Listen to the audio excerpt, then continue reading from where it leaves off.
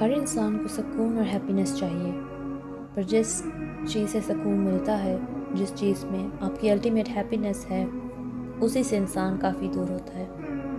جتنا اس کے قریب ہونا چاہیے اتنا اس کے قریب ہوتا نہیں، رائٹ؟ لیکن اپوزٹ آف دیٹ، کنٹراری، بندے کیا کرتے ہیں کہ ہر اس چیز میں ہیپینس ڈھونڈ رہے ہوتے ہیں، ہر اس چیز میں سکون ڈھونڈ رہے ہوتے ہیں، سیٹسفیکشن ڈھونڈ رہے ہوتے ہیں، جو کہ too much away from the actual thing ہے، جس میں انسان کو پیس ملے گا، اور وہ پیس صرف اللہ کی یاد میں مل سکتی ہے۔ جس چیز میں انسان کو پیس ملے گی وہ پیس صرف اللہ کی یاد میں مل سکتی ہے۔ دلوں کا سکون صرف اللہ کی یاد میں ہے۔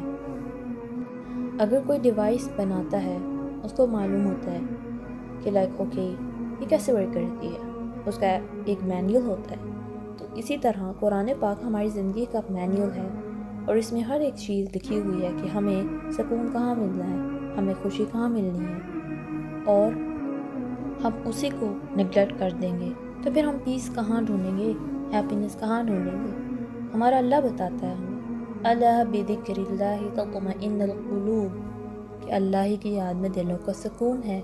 اللہ ہی نے ہمیں پیدا کیا، so now we can't decide ourselves کہ مجھے فلاں چیز میں سکون ملے گا، اگر وہ مجھے مل جاتی ہے، فلاں چیز میری لائف میں آ جائے تو ہی مجھے سکون ملے گا، خوشی ملے گی۔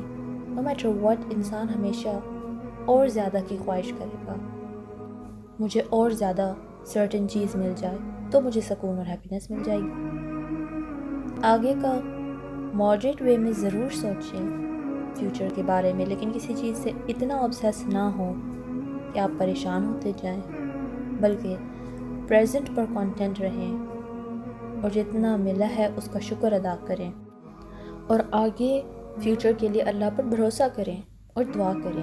سکون سمپلسٹ چیزوں میں بھی مل جاتا ہے، ضروری نہیں کہ محلوں میں ملے یا بڑی بڑی گاڑیوں میں ملے یا کسی اسپیسیفک جاب میں ملے، بس آپ کو اس بات کو سمجھنا ہے کہ at the end of the day Allah کی یاد میں دلوں کا سکون ہے۔